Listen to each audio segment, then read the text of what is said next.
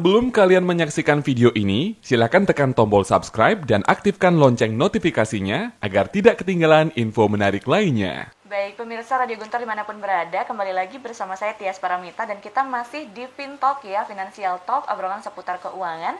Dan Tias masih bersama dengan Pak Ananta di sini untuk membahas mengenai pesugihan antara ada dan tiada. Kita nggak ngebahas soal pesugihan itu sebenarnya emang ada atau tidak gitu Pak ya, atau benar-benar bisa dilakukan atau tidak. Betul. Cuman kita melihat bagaimana kenapa masyarakat masih tertarik akan hal ini seperti itu. Dan untuk pemirsa Radio Guntur yang ada di rumah, mungkin yang punya pengalaman pernah dikirimi SMS sejenis seperti yang Pak Ananta sempat dapatkan gitu ya, atau mungkin pernah coba-coba ikutan gitu, bisa sharing barengan kita di sini via telepon di 23455. Oke, sembari kita menunggu penelpon yang bergabung bersama kita di 23455, mungkin Tias kembali akan bertanya ke Pak Ananta. Tadi kan sempat disinggung soal sebenarnya fenomena ini itu ujung-ujungnya pasti bakal ke penipuan nantinya kalau memang tidak bisa memuaskan dari pihak yang mengikuti, seperti itu kan Pak ya. Oke, nanti bakal Tias lanjutkan, kita pending dulu, kita berikan kesempatan untuk penelpon yang sudah bergabung. Tias sapa dulu. Halo, selamat pagi. Om Swastiastu, selamat pagi dari Pak Sutayo Tejukule. Oke, Pak Sutayo Tejukule. Kritiknya sangat mendasar ya, itu karena setiap itu jadi masyarakat ya, ini pasti dia itu bermasalah keuangan ya. Ya, nah apalagi kalau kita berpikir uang itu adalah segala-galanya dalam zaman yang sekarang ya. Oleh karena itu, kalau menurut yang sendiri ini adalah permasalahan yang mendasar. Dan kita itu meyakini bahwa Tuhan itu mengajarkan pada kita apa yang kita harus jadi melaksanakan ajarannya, menjauhi larangan-larangannya, itu sudah jelas. Tapi kalau sudah melanggar itu ajarannya, ya dipersilakan, tapi ada konsekuensi, ada risiko itu. Nah itu yang paling penting perlu kita ketahui, ada itu.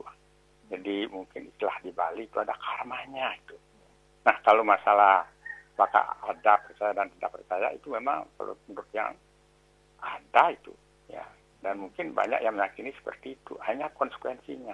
Nah sekarang yang paling penting, mengapa ya kita itu ataupun banyak itu dari masyarakat yang melaksanakan seperti itu ya. Nah ini karena dalam diri manusia kan ada sifat-sifat dalam ajaran agama kita itu ada sifat kedewasaan, ada sifat-sifat keraksasaan. Nah disinilah sifat-sifat keraksasaan itu muncul itu. Kita kadang-kadang terlena, sangat-sangat itu ya tertarik dengan jadi barang-barang duniawi, barang-barang material itu. Sehingga kita kadang-kadang ingin untuk bisa mendapatkan. Keinginan kita itu sepertinya sulit untuk tidak dipenuhi itu. Sehingga dia melakukan berbagai macam cara itu. Nah, dengan mungkin karena keinginan, karena hidupnya itu adalah konsumtif gitu ya. Sehingga dia mungkin lupa atau mungkin dia tidak bisa dia mengenalkan dirinya. Inilah yang menyebabkan. Tapi oleh karena itu perlu diingat bahwa mungkin ya konsekuensinya banyak sekali. Itu ada yang memang sudah tahu itu akan ada mungkin risikonya, mungkin anaknya akan sakit, anaknya akan menjadi korban, tapi dia lakukan. Dia itu menilai bahwa uang itu segala-galanya. Sampai anaknya menjadi korban pun dia siap. Nah ini perlu menjadi renungan bagi kita semua itu. Jangan kita itu melakukan, itu mencari harta itu dengan jalan yang mungkin yang ya tidak benar lah. Itu menyimpang dari ajaran agama. Karena ini punya konsekuensi. Karena harta itu bukan itu tujuan. Hidup kita kan supaya nyaman. Uang itu tidak menjamin supaya kita bisa hidup nyaman. Kalau kita sakit, mungkin kalau orang yang melakukan mungkin menjadi pesugihan ataupun cara yang lain korupsi dan sebagainya, banyak masalah sebenarnya. Dia bisa kos itu, jadi istilahnya di Bali mungkin banyak masalah, anaknya sakit, juga anaknya banyak yang punya perilaku yang kurang baik, sehingga akhirnya dia tidak nyaman itu. Oleh karena itu, marilah di dalam kita untuk mencari ya harta itu, lakukanlah dengan cara-cara yang benar, itu seperti yang telah diajarkan dalam ajaran agama kita. Sehingga hidup kita walaupun tidak kita menjadi orang kaya, ya menjadi orang biasa-biasa, tapi yang penting hidup sederhana, hidup dengan mungkin di jalan yang dharma, maka kehidupan kita akan nyaman. Nah, kira-kira itu yang perlu saya sampaikan. Mudah-mudahanlah masyarakat jangan terlena. Ya, jadi untuk melakukan hal seperti itu, apalagi menipu dan sebagainya, banyak sekali cara-cara. Ini karena zaman seperti sekarang ini, barang-barang itu yang sifatnya material, duniawi, teknologi itu sangat-sangat itu menggoda kita. Kita harus bisa lawan dengan menebalkan keyakinan agama kita. Sekian, makasih Om Sandi, Om Rahayu. Baik, terima kasih untuk Pak Sutaye di TJ Kulo yang sudah bergabung bersama kami di 23455. Tadi apresiasinya, saran masukannya sungguh luar biasa gitu Pak ya. Dan masih kita berikan kesempatan di belakang Pak Sutaye. Sudah ada yang bergabung, Tia sapa dulu. Halo, selamat pagi. Halo. Ya, selamat pagi Tia. Gung D ini ya. Oke, Gung D di Ngurah Rai Selamat langsung. pagi Bapak narasumber. Oke, selamat pagi Pak. Iya. Memang topiknya apa nih Tia? Mengenai pesugihan antara ada dan tiada. Kok masih saja zaman sekarang ya? Karena ya itu namanya masyarakat. Nah sekarang kita sudah diberikan oleh Tuhan sabda bayi hidup. Jadi kita diberikan lebih daripada yang lain pikiran. Sekarang kita pergunakan aja pikiran. Apapun yang harus kita lakukan harus dicerna dulu, seperti makanan baru ditelan. Jadi kan gitu Bapak ya? Iya, Pak. Ya jadi sekarang kita sebagai masyarakat, dan memang kadang-kadang orang iri, orang-orang bersukses dibilang cari pesugihan itu memang zaman dulu memang terus menurun sampai sekarang, dan memang tidak tahulah kebenaran tidak ada atau ada. Kalau menurut Bapak ada atau enggak ini Pak? Itu nanti ya di planning dulu ya. Oh gitu. Ya kalau ini ada ya kami Bung D sama sekali tidak setuju Pak. Kalau memang apa yang sudah Bapak paparkan, kami sangat salut sekali pada Radio Guntur ini Pak ya. Karena sudah membantu masyarakat untuk apa sebenarnya Bapak interaktif di sini. Kami salut sekali, dan teman-teman Bapak juga memberikan suatu input yang sangat bermanfaat bagi kita semua. Untuk mengelola keuangan itu memang harus ada pakarnya. Karena hal-hal seperti itu untuk kita belajari, untuk kita menerapkan agar apapun itu akan terjadi. Namanya manusia kan tetap tidak ingin mudah, ingin cepat, ingin dan segala-galanya gitu loh manusia itu. Karena itulah dianggap manusia kan tidak sempurna. Untuk menyempurnakan itulah kita punya pakar. Jadi kita jangan malu bertanya nanti susah di jalan. Inilah penting sekali. Kalau Radio Guntur ini kami sangat salut. Semuanya ada. Semuanya bagus programnya. Ada saja. Jadi ini sebenarnya jangan seperti siaran TV membosankan, itu saja. Tidak mendidik gitu. Kalau Radio Guntur ini mendidik kita. Seperti Gung D ini bisa melakukan hal-hal yang sifatnya positif, betul-betul sukses. Jadi berguna jadinya interaktif ini. Jadi itu harapan kami. Semoga terus Guntur ini hidup, dan Bapak jangan tidinya untuk interaktif Pak. Karena Bapak dari dulu kami terus memantau Pak. Kami sangat salut. Pendapat Bapak itu sangat betul-betul berpotensi untuk kehidupan kita di masa yang akan datang. Itu aja dari Gung D. Terima kasih banyak. Om cantik. Om. Terima kasih untuk Gung D atas apresiasinya, saran dan masukannya di 23455. Dan sepertinya belum ada yang bergabung bersama kami. Mungkin Bapak ingin menanggapi dari Pak Sutaye dulu dari di TJ Kulo. Ya, jadi dari Pak Sutaye itu memang tepat ya. Jadi harapannya kita tidak bicara bahwa ini ada dan ya kita tidak melakukan judgement itu. Tapi kita berusaha untuk memahami. Kemudian yang tadi disampaikan oleh Pak Sutaye itu benar sekali. Jadi kita tidak boleh dalam konteks ini menghalalkan segala cara untuk mencapai tujuan kan gitu. Jadi seperti di situ tadi disebutkan ada tumbal apa segala macam. Jadi bukan pada berhasil atau tidak ada tidaknya, tapi prinsip bahwa ketika kita melakukan sebuah usaha, kita tidak boleh menghalalkan segala cara. Materi itu penting, memang tidak ada bisa dikatakan kita hidup harus memiliki materi kan demikian. Tapi sekali lagi materi itu bukan segala-galanya gitu. Berdasarkan ajaran agama kita mencari harta itu harus berdasarkan dharma, kemudian juga memanfaatkan harta itu ya untuk kepentingan yang baik juga gitu. Nah itu menjadi penting karena tidak hanya ke pesugihan nanti kalau kita bicara soal menghalalkan segala cara kan demikian. Korupsi itu juga menghalalkan segala cara gitu ya. Ya betul, bagaimana mencari materi dengan menghalalkan segala cara. Jadi apa yang disampaikan Bapak Sutaye ya dari TJ Kulo tadi memang adalah hal yang sangat penting gitu. Kemudian tadi kepada Pak Gung D ya memang kerja keras ya, kerja keras itu eh, adanya stigma yang seperti yang saya sampaikan tadi, kalau secara teoritik kan berasal dari bisa dijelaskan gitu ya. Salah satunya bisa dijelaskan dengan perbedaan moral ekonomi tadi gitu.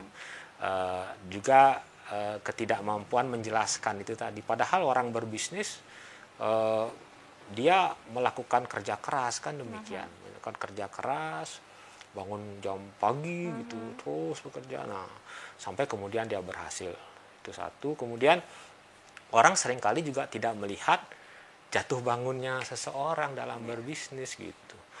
Dia sekarang melihat ketika rumahnya sudah banyak, mobilnya sudah banyak, punya aset di mana-mana, nah, langsung deh dikatain ya, ya dibilang punya jin lah, segala macam lah. Padahal kitanya masih tidur di rumah, dianya udah bangun gitu ya, udah mulai aktivitas. Ya, di sisi lain juga itu kontrol sosial juga seperti yang saya sampaikan tadi. Jadi pebisnis yang sudah mulai bisa sukses gitu, ya harapannya sudah mulai bisa membantu sekitarnya juga betul, gitu ya, ikut berpartisipasi lah untuk mengembangkan lingkungan sekitarnya. Lingkungan sekitarnya sehingga masyarakat merasakan juga gitu. Sehingga boleh jadi dengan dia lebih banyak membuka diri pada masyarakat sekitar, nanti orang bisa tahu, oh ya si A kayak memang dia bekerja keras kan demikian, dia mempertahankan kepercayaan konsumen, dia diajak tetangga sekitar atau orang-orang sekitar tuh diajak masuk untuk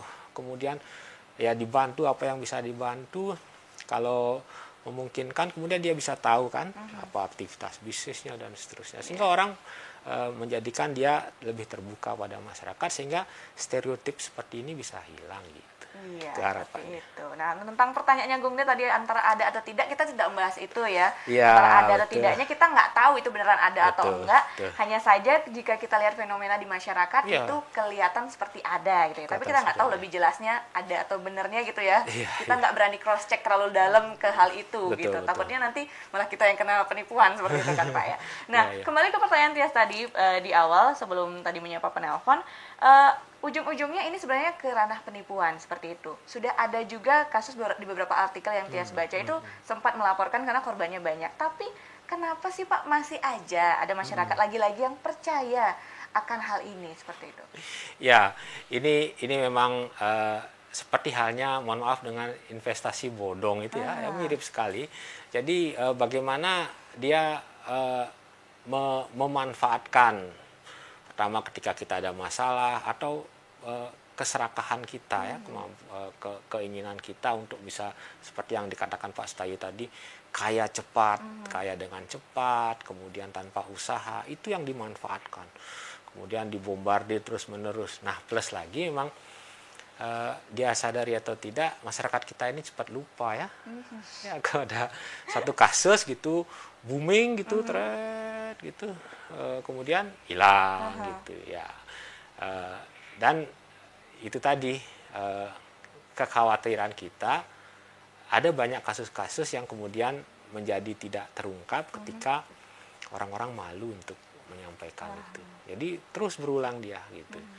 Berulang, nanti kalau sudah ada kasus yang besar atau melibatkan kejahatan yang lain baru menjadi booming dan seterusnya. Ini memang perlu. Nah, hal inilah yang membuat kita sebagai masyarakat harus pintar-pintar menyaring tadi, nyaring informasi agar nanti kita bisa memilah, termasuk benteng pertahanan diri kita, bahwa menyadari bahwa mencari materi itu harus kita lakukan berdasarkan dharma tadi, yang seperti yang disampaikan oleh Pak Stayu tadi. Iya, kalau emang pengen kaya, pengen punya banyak uang ya harus kerja, usaha dan doa, jangan lupa betul.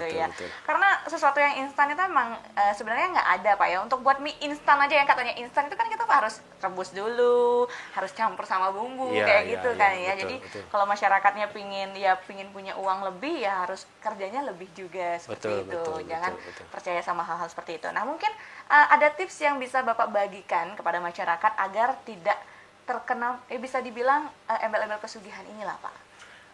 Ini kan kita bicara dalam konteks penawaran ya, pesugihan via ini ya.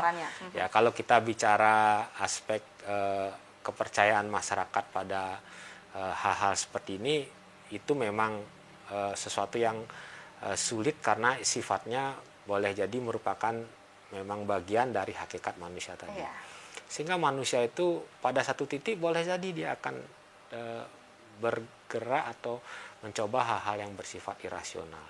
Tapi dalam konteks cara untuk mendapatkannya, itu kan yang menarik itu kan itu sekarang. Jadi kalau dulu mungkin mohon maaf dari mulut ke mulut kan di sini ada ini dan seterusnya. Belum lagi ada tempat-tempat yang secara tradisional memang dianggap bisa mendatangkan itu. Itu seringkali dulu muncul. Nah, sekarang yang menarik itu kan dia hadir di media internet itu. Yang kita genggam gitu ya. Yang kita genggam setiap saat, pelototin, tiba-tiba muncul saja begitu saja.